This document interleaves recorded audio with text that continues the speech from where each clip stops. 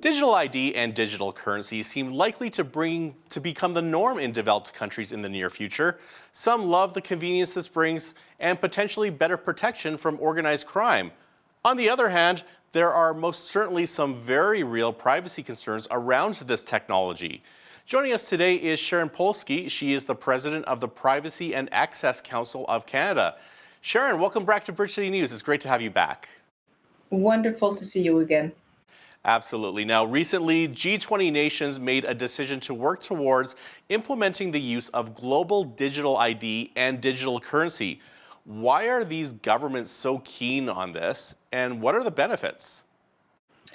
Well, really, it's like with every new technology, digital ID, centrally controlled digital currency, they're technologies that offer benefits and risks.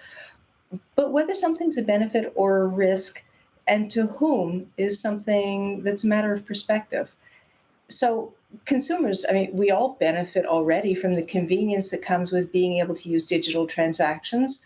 Your Apple Wallet, sending money by PayPal or Interac, it's everywhere. And we've gotten very used to relying on those conveniences.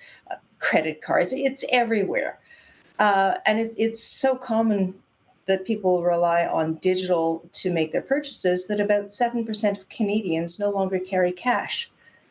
That's a problem though, because if more people stop using cash, it's easy to spin that as saying nobody uses cash, nobody needs cash, we don't need to have cash, and move it to digital. It's a way of justifying it. It's a problem though, and we'll talk about that. And digital isn't just a convenience for you and me. Companies benefit from using the digital tech, and they've enticed consumers to sign up for things like loyalty programs that track what we buy. So merchants can sell and profit from that information. Right. So it fuels an economy based on surveillance. And let's not forget the third leg of this equation is government.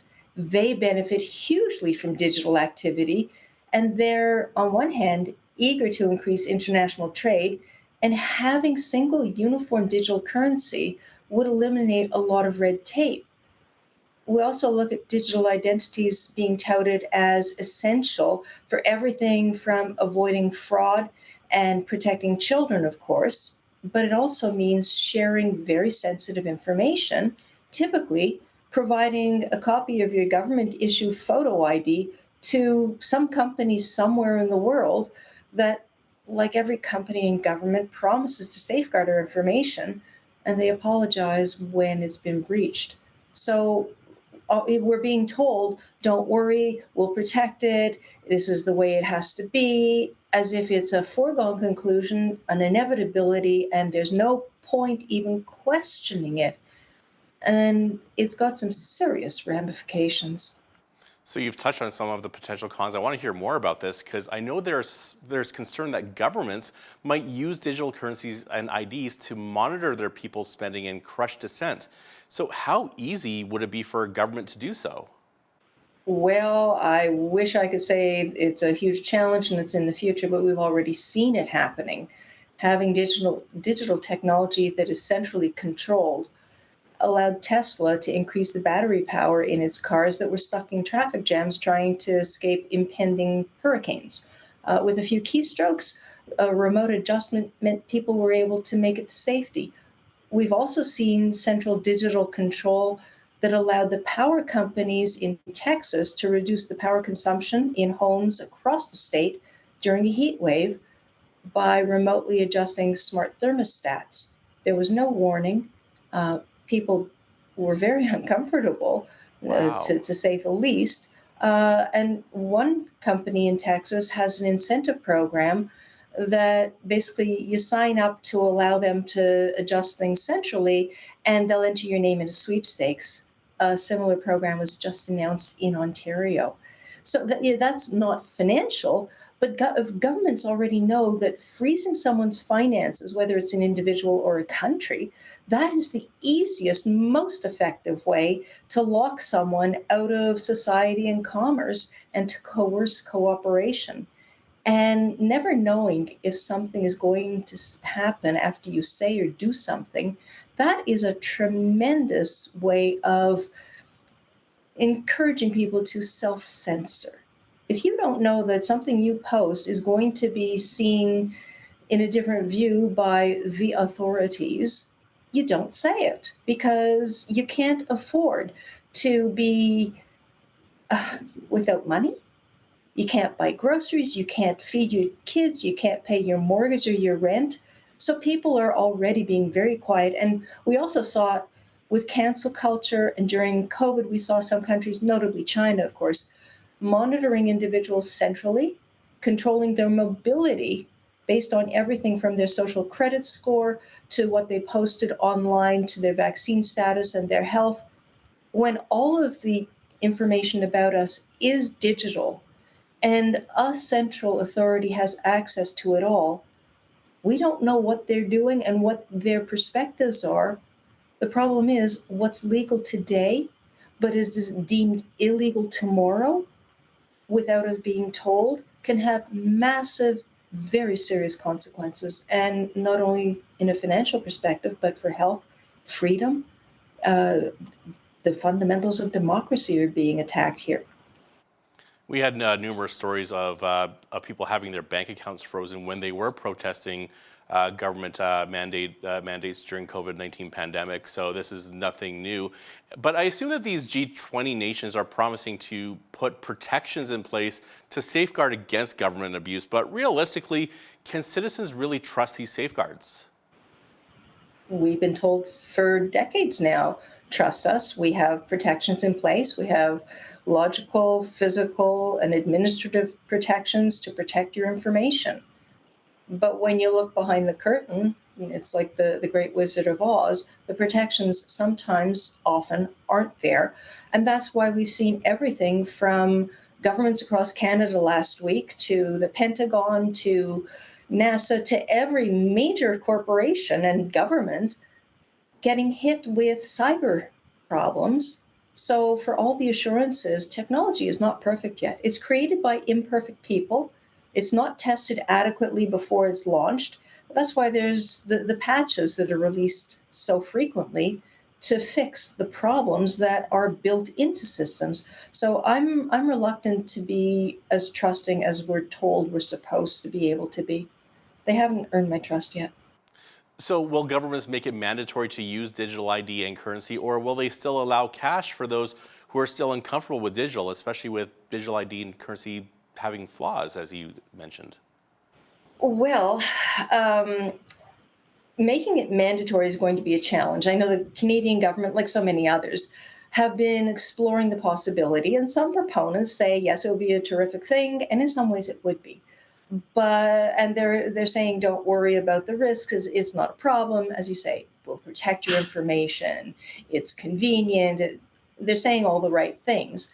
But the government of Canada did its own studies and found that achieving wide adoption and acceptance of central bank digital currency will be a challenge because most Canadians right now have access to different methods of payment: cash, credit card, bank card. They also found that 11% of people with internet access refuse to bank online and 16% do not shop online. So getting people to use digital ID and digital currency might be like facial recognition at the airport, where it's not mandatory, but nobody tells you there's any option, so people go along. And I also look to, I mean, there's a lot of countries that have already been exploring and tried to launch digital currency. One in particular has not failed dramatically like others, but they are very eager to make it work, and that's Nigeria. They have faced huge economic problems, corruption, inflation. So, to stem all of that, the government issued new currency and they outlawed the old currency. But when they outlawed the old currency, they only issued a very limited amount of the new bills. And that forced everybody to go digital or starve. Literally, there was riots in the streets, and the government did not back down. So it's very there's a power imbalance. And when it comes to digital ID, I mean, we have companies global companies, some of them based in Canada, as well as Canadian banks and governments that are part of an industry association. These are companies that design, build, and promote digital ID tech. And they have gotten together and created a pan Canadian framework for digital identification. And they're saying that is the way to go, that is the future. They insist that it's a very privacy sensitive, privacy protective way of going about it. And I look at them and think how they are profiting from using your ID and mine. And on the other hand, we look to countries in Europe where it's already and has been for a long time very much the normal course that if you move to one of these countries, if you move from one area of the country to another area in the same country, if you are immigrating, you have to actually register with the police and they know everything about you. So people there are already very accustomed to carrying national ID cards, and moving it to digital is being promoted as just the more convenient, efficient, natural course of events. But, I look back in history to a time not very long ago when that same sort of information was used with very rudimentary technology compared to what we have today.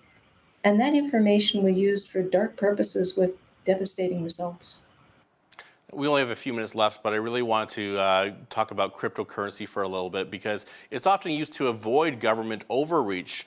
But what's its future if digital currency is implemented? Does this mean crypto would inevitably be shut down, or will it find another way to continue? The people who deal in crypto, who promote it, who hack it, who hack other systems, they often are based outside of the countries that have extradition treaties. They have the means, the money, the motivation. They basically can do what they want. And people are like animals in the wild.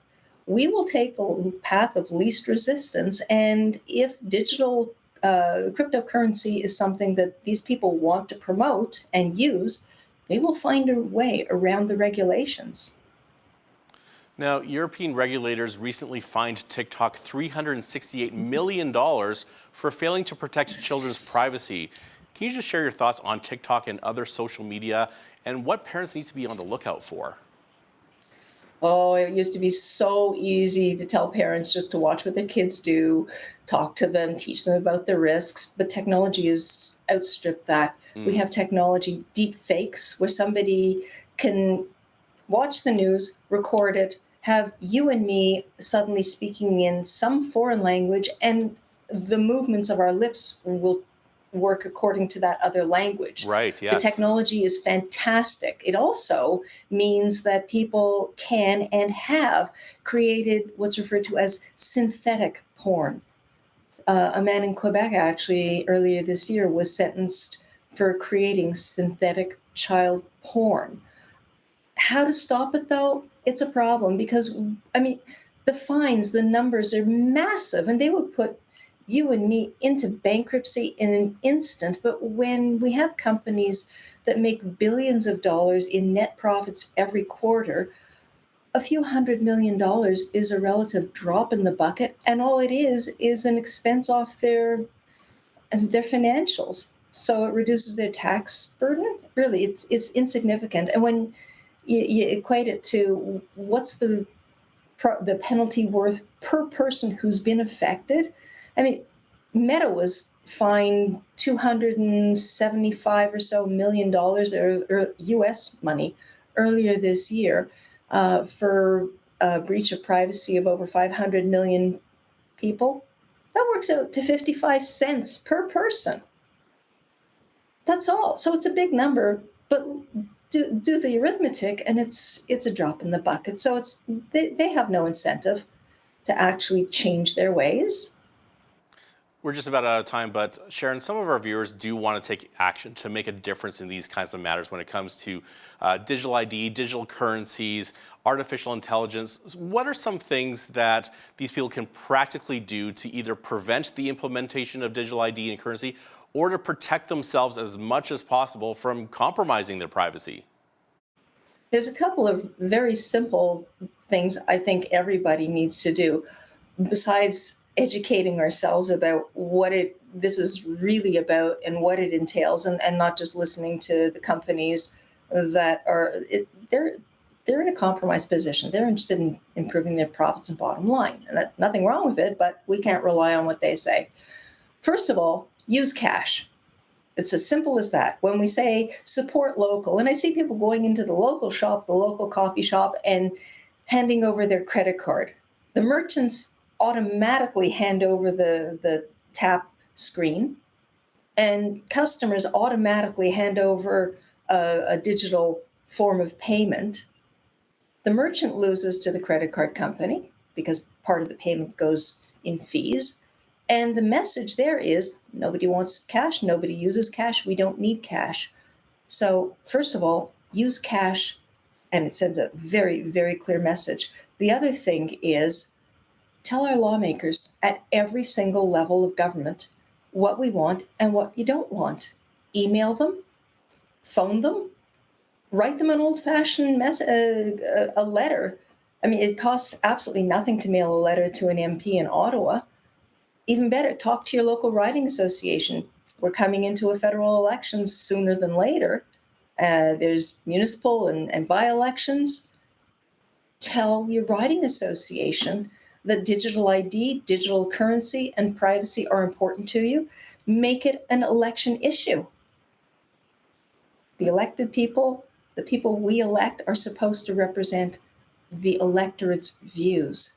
They haven't in a long time. We need to change that. That was Sharon Polsky. She is the president of the Privacy and Access Council of Canada. Sharon, thanks so much for being with us today. My pleasure, anytime. I'm Naveen Day. On behalf of all of us here at Bridge City News, thanks for watching.